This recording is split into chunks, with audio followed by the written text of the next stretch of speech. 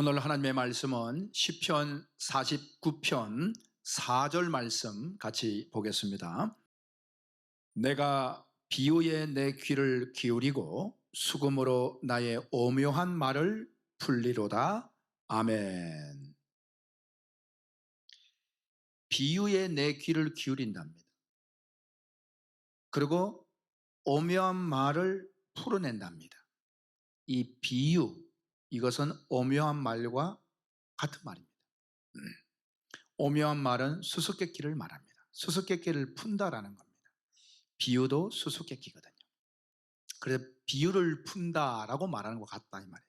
비유를 푼다는 것은 예수님이 하셨던 이야기고 구약의 선지자들이 지극히 했던 당연한 일이었던 것입니다.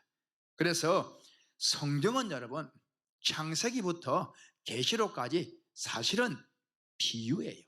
그래서 하나님께서 에스겔 선지자에게 에스겔 17장에서 이렇게 증언합니다. 에스겔 17장 2절로 3절 말씀을 보게 되면요, 인자야 너는 이스라엘 족속에게 수수께끼와 비유를 말하라. 뭘 말하라고요? 수수께끼와 비유를 말하래요. 예수님도 비유로 말씀하신 것처럼 선지자들이 예수님의 그림자들이거든요. 그래서 에스겔 너가 이스라엘 족속들에게 수수께끼와 비유를 말해라 했던 거죠. 그럼 그 수수께끼와 비유가 어떤 수수께끼였느냐, 비유였느냐? 바로 3절에 이어서 이렇게 말씀합니다. 여호와께서 이같이 말씀하여 이르시되 색깔이 화려하고 날개가 크고 깃이 길고 털이 숱한 큰 독수리가 레바논에 이르러 백향목 높은 가지를 꺾되 라고 이제 비유를, 수수께끼를 쫙 이야기해 나갑니다. 그러면 여러분 여기에서 날개가 크고 깃이 길고 숱한 털이 있는 그 큰 독수리, 그 독수리가 레바논 백향목 높은 가지를 꺾어버렸단 말입니다. 그럼 그게 무슨 이야기입니까? 그럼 그거를 성경을 보고 외우면 큰 독수리가 레바논 백향목의 가지를 꺾었대. 그걸 외웠어요. 그래서 어쨌다는 겁니까? 여러분 그것은 그 뜻이 아니죠. 그 큰 독수리는 무엇을 비유한 것입니까? 누구를 이야기한 것입니까? 그건 바로 바벨론 제국의 느부갓네살 왕을 이야기하는 거예요. 큰 독수리가, 그 큰 독수리, 바벨론 제국의 느부갓네살 왕이 남유다를 쳐들어와 가지고 이스라엘의 19대 왕이었던 요야긴 왕을 붙잡아 간다는 그 예언적인 말씀이었어요. 레바논의 백향목의 높은 가지는 바로 요야긴 왕을 상징하는 겁니다. 이스라엘의 유다 왕을 붙잡아 포로로 잡아갈 것이다. 누가? 느부갓네살이. 느부갓네살이 큰 독수리로 비유가 된 것이죠. 이게 성경이에요, 여러분. 그러면 그 선지자가 외치는 말을 듣고는 큰 독수리가 레바논 가지를, 높은 가지를 꺾는데 그걸 외웠습니다. 그 외운들 못하겠어요. 그게 여러분 문자적인 성경이죠. 깨닫는 성경은 뭡니까? 그 큰 독수리는 바벨론의 느부갓네살 왕이로구나. 그 높은 백향목 가지는 바로 우리나라 왕이로구나. 그걸 이제 깨달아야 알 것 아니겠습니까? 그래서 성경은 깨달아야 되는 겁니다. 예수님께서 마태복음 16장 말씀에서도 너희들은 삼가 바리새인과 사두개인들의 누룩을 조심해라. 그 누룩이 뭐였습니까? 그들의 교훈이었죠. 깨달아라. 왜 아직도 깨닫지는 못하냐? 내가 누룩에 대해서, 떡에 대해서 말하지 않는 것을 아주 깨닫지는 못하느냐? 예수님 말씀하신 누룩은 떡의 누룩이 아니라 바로 그들의 교훈을 조심해라 라는 것이었구나. 말을 조심해라. 떡은 바로 생명의 떡 말씀이거든요. 그들의 말을 조심해라, 이 뜻이었구나. 이게 비유라 이 말입니다. 이것은 여러분 에스겔 이야기를 들어보니까 그건 비유 맞네. 독수리 이야기고 레바논 높은 가지니까 그 비유 맞네. 그건 수수께끼네. 여러분 창세기부터 계시록까지 다 그렇습니다. 한 가지 예를 더 들어볼까요? 여러분 독수리와 레바논 백향목 이야기는 진짜 수수께끼 같아요. 비유 같아요. 그러면 여러분 창세기 아담과 하와가 실제로 있는 인물이었지 않습니까? 그들이 없었습니까? 실제로 있었죠. 아담과 하와가 있었죠. 그래서 창세기 2장 24절에서 이렇게 기록합니다. 이러므로 남자가 부모를 떠나, 이 남자가 누굽니까? 아담이겠죠. 남자가 부모를 떠나 그 아내와 합하여, 아내가 누구예요? 하와겠죠. 남자가 부모를 떠나 그 아내와 합하여 둘이 한 몸을 이룰지로다. 그런 말씀하셨단 말이에요. 자, 이 창세기 말씀을 가지고 사도 바울 선생님이 에베소서 5장 말씀에 그 말씀을 이렇게 풀이합니다. 다시 말하면 해석한다 이 말인 거예요. 그러니까 창세기 그 말은 해석된 게 아니겠죠. 네, 사도 바울이 해석을 했습니다. 뭐라고 했습니까? 에베소서 5장 31절 말씀에 그러므로 사람이 부모를 떠나 그 아내와 합하여 그 둘이 한 육체가 될지니, 바로 창세기 말씀을 인용한 겁니다. 그러면서 32절 말씀에서 이 비밀이 크도다. 창세기의 그 아담과 하와에 대한 하나님의 말씀의 비밀이 크다. 그 수수께끼가 그 비유의 비밀이 크다 이 말인 거예요. 그 문자적인 아담 하와 그걸 봐가지고는 아는 게 아니야. 깨달아야 돼. 그러면서 이 비밀이 크도다. 나는 그리스도와 교회에 대하여 말하노라. 누구에 대하여? 그리스도와 교회. 그럼 그리스도가 누구예요? 아담이 그리스도를 말하는 거예요. 여자는요, 교회. 아담은 신랑, 하와는 신부. 신랑은 그리스도, 우리는 신부. 그리스도와 교회. 아시겠죠? 바로 그 이야기를 하고 있는 거예요. 그러니까 아담과 하와 이야기가 그리스도와 교회 이야기로 깨달아야 되는 거예요. 그러니까 교회인 우리가 죄를 범하고 예수님이 우리 죄를 대신 전가받아 뒤집어 십자가에 쓴 것처럼 하와가 먼저 선악과를 먹고 그것을 남편에게 주니까 남편이 뒤집어 쓴 거예요. 아담이가. 그래서 그 선악과 죄를 아담의 죄라고 이야기하는 거예요. 이와 같은 것입니다. 그러니 아담과 하와 이야기를 그냥 아담 하와 이렇게 해가지고서는 절대 성경을 아는 것이 아니에요. 그것을 그리스도와 교회를 깨달을 때 창세 그 말씀들이 오묘한 말씀들이 막 그냥 샘솟듯 솟아나는 거예요. 니비에서 생수의 강이 터져 나오래. 그냥 그 자체가 창세기가 복음이에요. 복음. 예수님 이야기예요. 여러분 그걸 아셔야 되는 거예요. 성경은 창세기부터 계시록까지 다 비유입니다. 수수께끼입니다. 그 사도 바울 선생님이 로마서 5장 14절 말씀에 아담은 오실 자의 모형이다.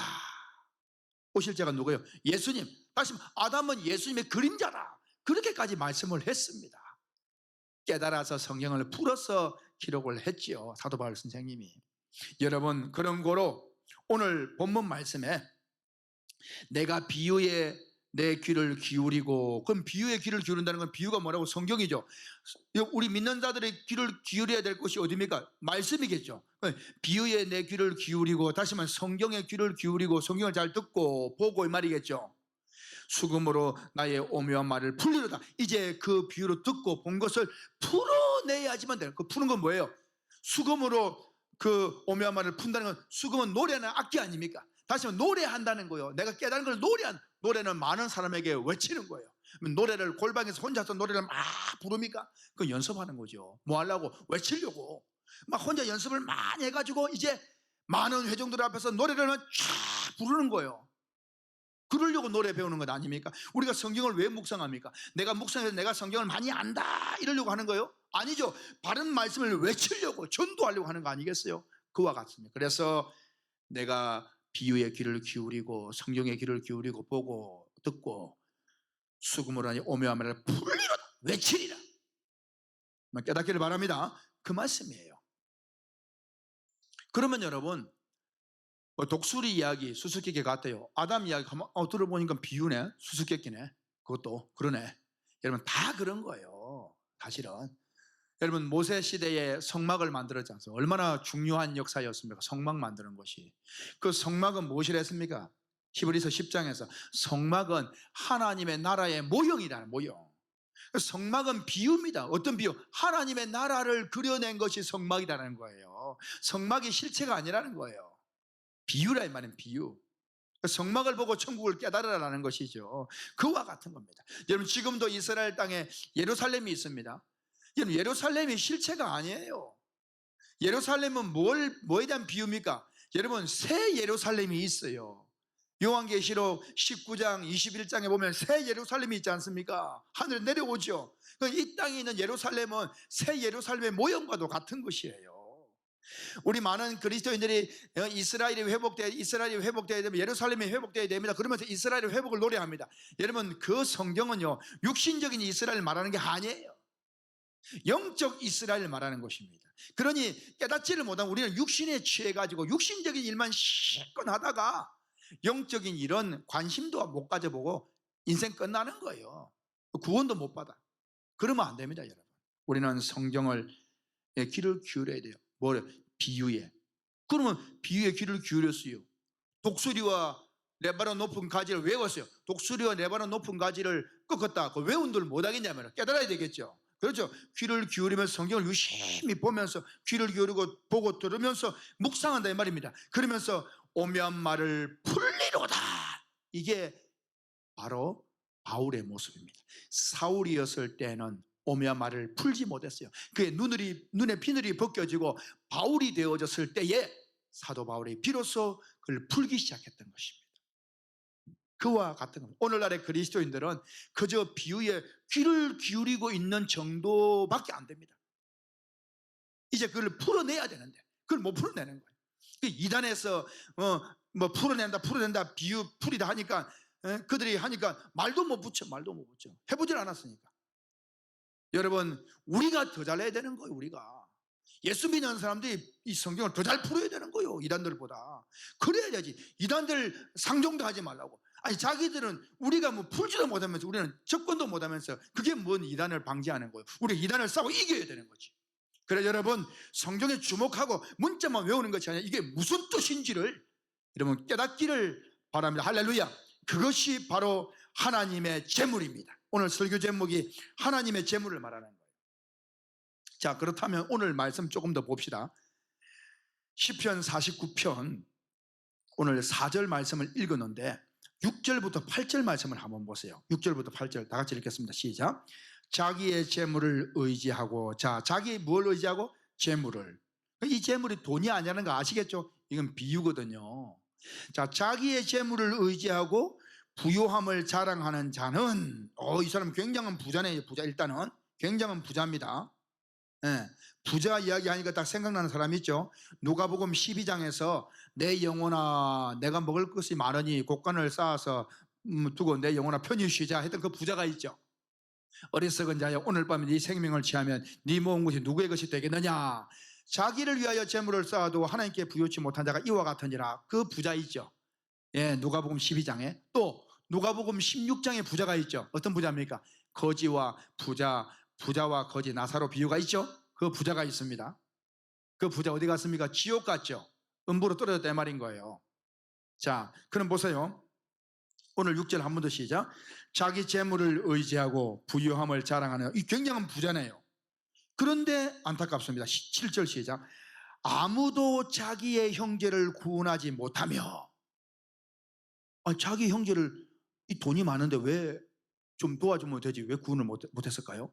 자, 그 다음 시작. 그를 위하여 속전을 하나님께 바치지도 못할 것은, 아니 자기의 속전도 못 바치네. 그러면 속전이 무엇입니까? 율법의 속전은 생명의 속전이에요. 자기 생명을 대신해 돈을 내는 겁니다. 그런데 이 부자가 왜 자기의 속전도 못 낼까요? 이상하죠. 그 이유가 8절입니다. 8절 보세요. 시작. 그들의 생명을 속량하는 값이, 그들의 생명을 속량하는 값, 속량한다는 것은 속량, 속죄 같은 의미입니다. 그 값이 그다음 뭐라 했어요? 너무 엄청나서 영원히 마련하지 못할 것임이니라. 여러분, 속전값이 뭐가 엄청납니까? 돈 내면 되는 거지. 부자인데. 근데 영원히 준비해도 자기 것도 못 낸다는 거예요.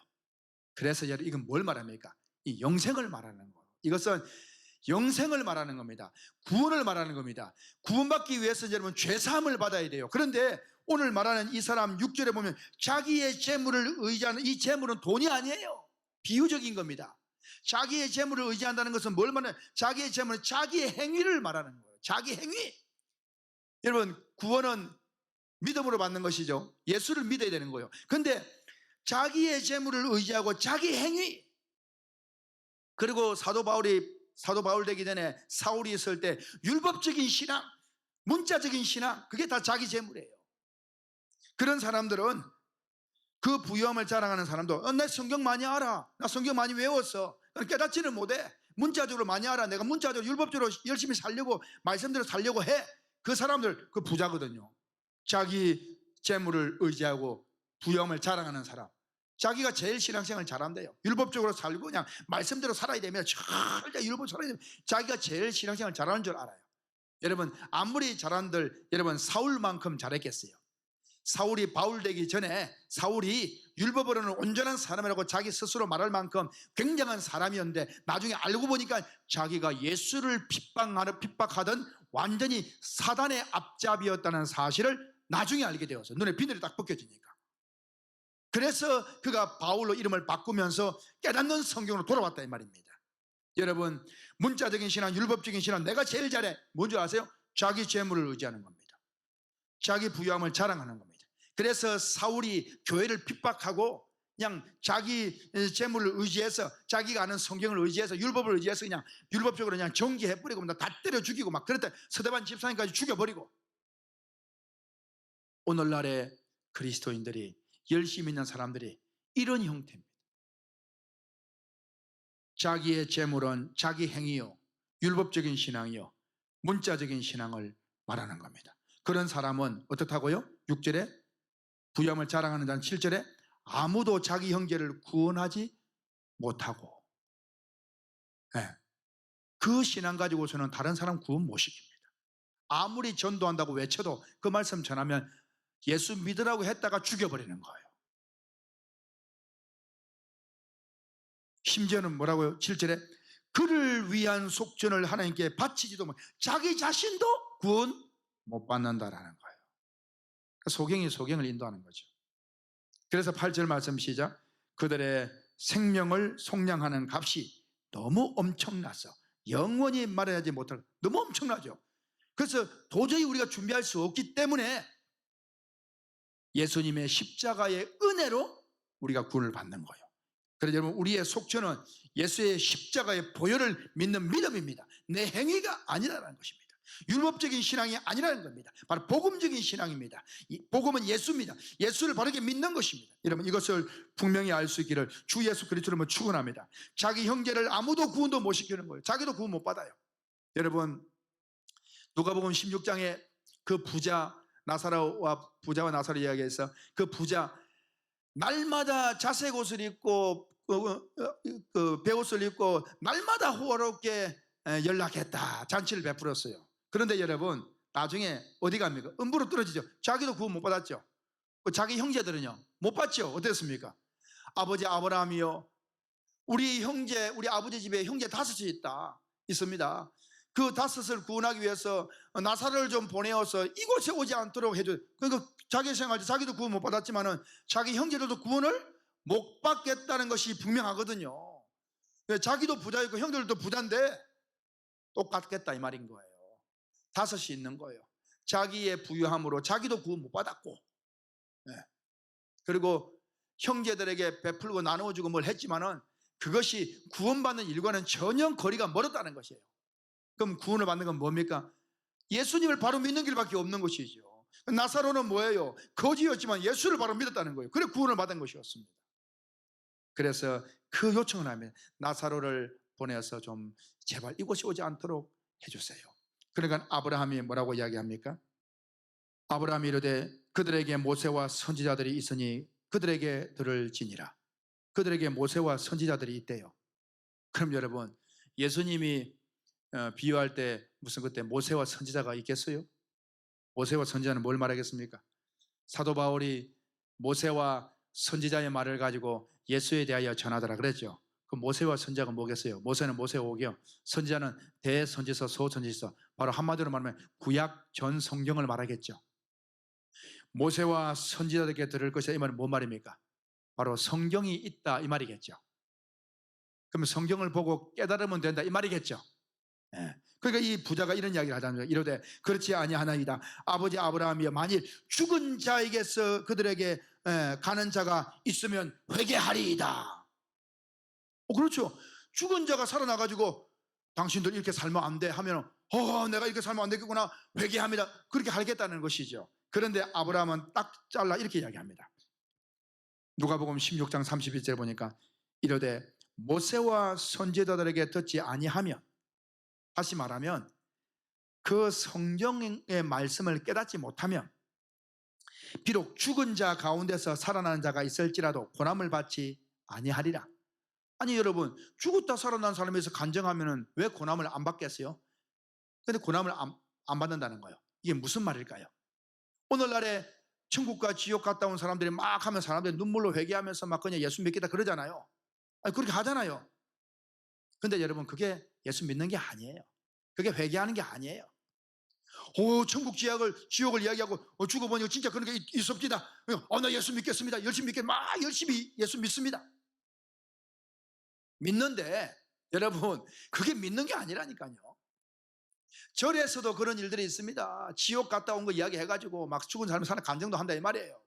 여러분, 그게 고난받고 회개하고 예수 믿는 게 아니에요. 교회에 온다고 예수 믿는 게 아니에요. 여러분, 예수를 믿는다는 것은 바른 복음에 서는 겁니다. 사도 바울이 되어져야 되는, 말하자면 사울이 되어서는 안 된다면, 많은 그리스도인이 전부 율법으로 문자적인 신앙으로 예수 믿는다고 다 그러고 있는데, 그게 어떻게 예수를 믿는 거예요? 그게 뭐냐? 와서 교회생활 하는 것이 고난을 받았다라고 생각하지만 사실 그 자체는 고난을 받지 않은 것과 똑같다 이 말인 거예요. 그래서 뭡니까?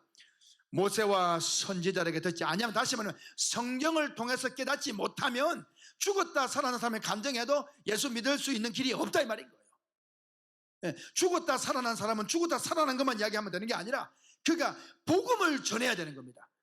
이 방송을 듣는 혹시 간증하는 사역자들이 있으면 정신 차리기 바랍니다. 여러분들이 무슨 지옥을 천국을 다녀왔습니까? 그 말 조심하셔요. 헛된 말 하지 마시고 조심해야 되는 것입니다. 여러분, 그것이 성경이 아닙니다. 그래서 여러분들 간증도 귀한 것이지만 그 간증을 할 때에 여러분, 사실은 바른 복음을 외치는 것이 중요한 거예요. 여러분 간증으로 사람을 살리는 게 아니에요. 복음이 사람을 살리는 것이지, 예수님이 사람을, 영혼을 살리는 것이지, 그게 중요한 것입니다. 여러분, 우리의 간증과 우리가 알고 있는 문자적인 성경과 율법적인 이 성경들, 자기의 생각들, 이 모든 게 뭔지 아십니까? 전부 자기의 재물입니다. 오늘 시편 49편 6절 말씀에 자기 재물을 의지하는 자, 부유함을 자랑하는 자, 이 다 자기 재물인 거예요. 그러면 오늘 저는 제목이 하나님의 재물입니다. 그럼 하나님의 재물은 뭐겠어요? 자기 재물은 자기 행위, 율법적인 성경, 문자적인 성경, 이런 성경이라면 하나님의 재물은 뭐겠어요? 오늘 본문 4절 말씀에서 내가 비유에 내 귀를 기울이고, 성경의 귀를 기울이고 수금으로 나의 오묘한 말을 풀리로다 깨닫는 성경이 바로 하나님의 재물입니다. 하나님의 재물이 있고 자기의 재물이 있습니다. 자기의 재물로서는 형제 5명도 그 부자는 구원 못 시키고 자기도 구원 못 받았어요.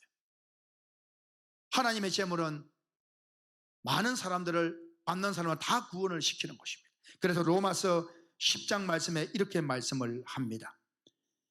10장 2절에 보니까 내가 증언하노니 그들이 하나님께 열심히 있으나 올바른 지식을 따른 것이 아니니라. 하나님의 의를 모르고 자기의 의를 세우려고 힘써 하나님의 의에 복종하지 아니하였다. 하나님의 의가 있고 자기의 의가 있습니다. 자기의 의는 바로 자기의 재물이요, 율법적인 신앙을 말하고, 하나님의 의는 바로 하나님의 재물이요, 복음적인 신앙을 말하는 것입니다. 4절에 이렇게 증언합니다. 그리스도는 모든 믿는 자에게 의를 이루기 위하여 율법의 마침이 되시냐. 예수님이 율법을 끝내버린 거예요. 우리 율법으로 구원받는 게 아니라 이 말입니다. 5절 말씀에 모세가 기록하되 율법으로 말미암은 의를 행하는 사람은 그 의로 살리라 하였거니와. 율법을 지키려면 율법으로 산다. 그러니까 율법으로 산다는 게 아니에요, 사실은. 그래서 갈라디아 5장 4절 말씀에 이렇게 기록합니다. 율법 안에서 의롭다함을 얻으려 하는 너희는 그리스도에게서 끊어지고 은혜에서 떨어진 자로다. 율법으로는 된다, 안 된다? 안 된다, 이 말입니다. 오늘 저는 하나님의 재물과 바로 사람의 재물을 이야기했습니다. 이 방송을 들으시는 여러분들은, 우리 아이들도 나가서 열심히 일하는 이유가 뭡니까? 부자 되려고 한다지 않습니까? 부자. 우리 신앙생활 열심히 해서 뭐 하려고요? 하늘의 부자가 되어야 되지 않겠습니까? 하늘나라의 부자는 하나님의 재물로 되는 것입니다. 신앙생활 열심히 한다는 것은 재물을 모으는 거고, 이 재물을 노래하는 겁니다. 깨닫는 말씀을 말합니다. 창세기부터 계시록까지 비유입니다. 수수께끼입니다. 이것을 그러한가 깊이 깨닫고 여러분도 구원받고 형제들도 구원시키는 복음의 사람들이 되어지시기를 예수 그리스도 이름으로 축복합니다. 감사합니다.